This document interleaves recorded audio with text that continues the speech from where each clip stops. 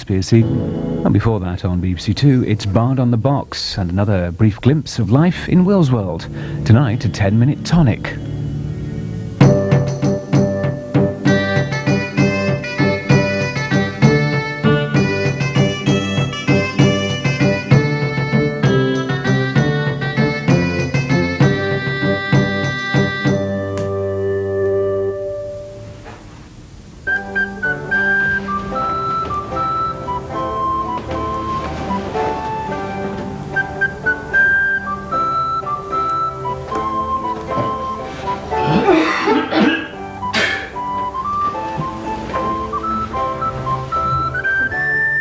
When you do rise in the morning, rise with mirth and remember God. Stretch forth your arms, your legs and your body, cough and spit, and then go to your stool and make your digestion.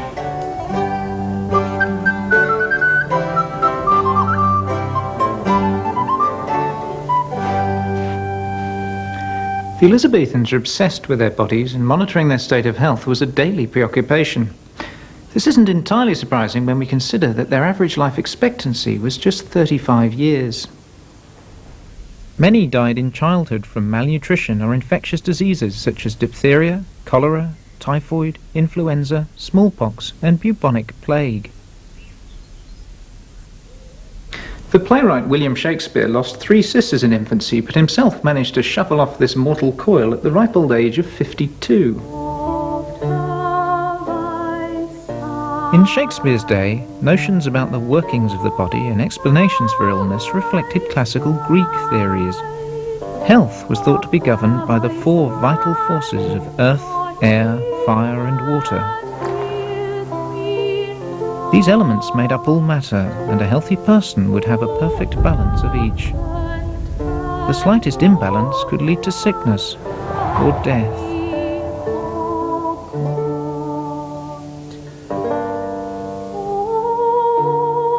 Living in the shadow of death and disease, Elizabethan therapists wrote extensive manuals bulging with advice on do-it-yourself health maintenance. These regimens of health dealt with everything from plague to hiccups. To wash the hands with cold water is very wholesome for the stomach and liver.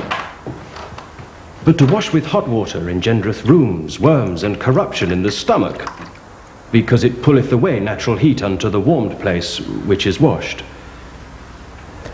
Some of these healthcare tips were so lavatorial and melodramatic as to make even the most sanguine person a windy hypochondriac.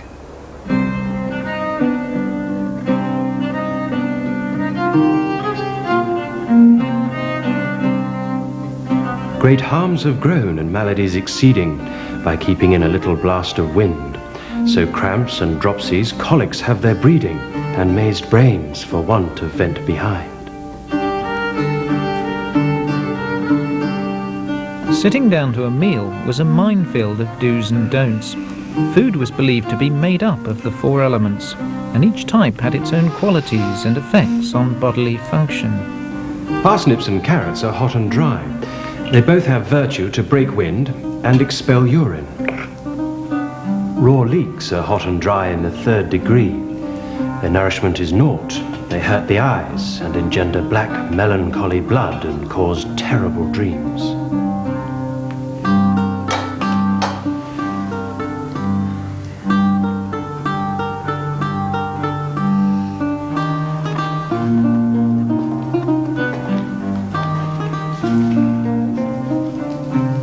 A need shall compel a man to sleep after his meat.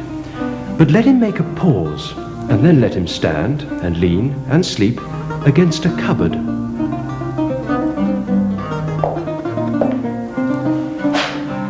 Leading a balanced, moderate lifestyle was all very well, but it didn't stop you from getting sick all the time. There had to be explanations for the causes of illness beyond the leek or the parsnip. Without the benefit of clean water, antibiotics and rat poison, infectious diseases were thought to be caused by invisible forces at work, such as corrupt air, witches' charms, divine retribution, or planetary movements.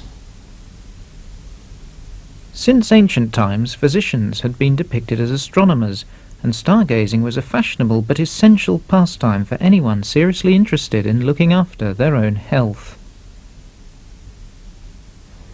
In 1603, a conjunction of Jupiter and Saturn in Sagittarius foretold of an outbreak of the epidemic plague. The prudent spread herbs and onions and wore sweet-smelling pomanders as a novel but sadly ineffective preventative. Each sign of the zodiac governed a different part of the body, and diagnosis depended as much on the state of the planets as the state of the patient.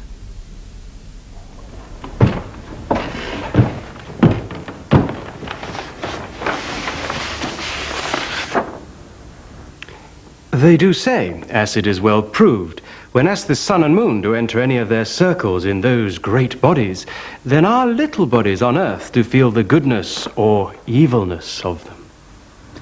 Much therapy was based on restoring the body's natural balance by bloodletting. The offending ailment could then be sucked out by a leech.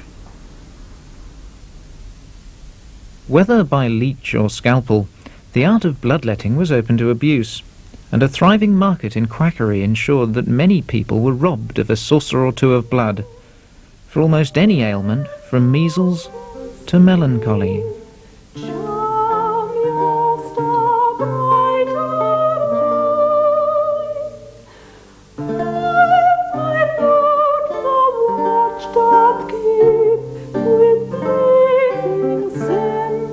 Illness was thought to be accompanied by a shift in personality, and attending to the mind was as important as looking after the body.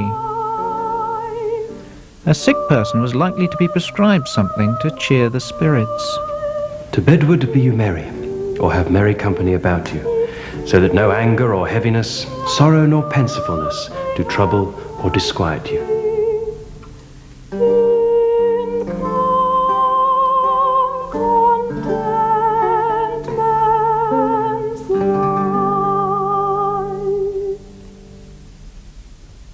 Ailments that didn't actually kill you often grumbled on for years, but the power of belief was as strong then as it is today, and it's likely that many of their remedies made them feel better, even if they didn't get better.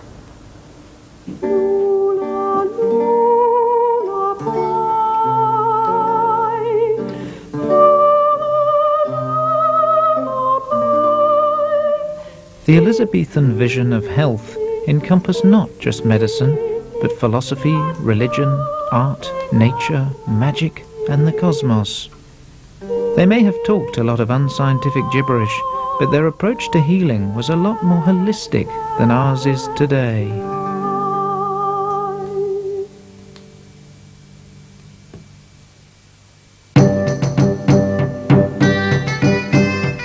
Drama is a role called Hamlet. Extracts from new productions and archive film of classic performances in Playing the Dane, Sunday night at 9:35, here on BBC Two.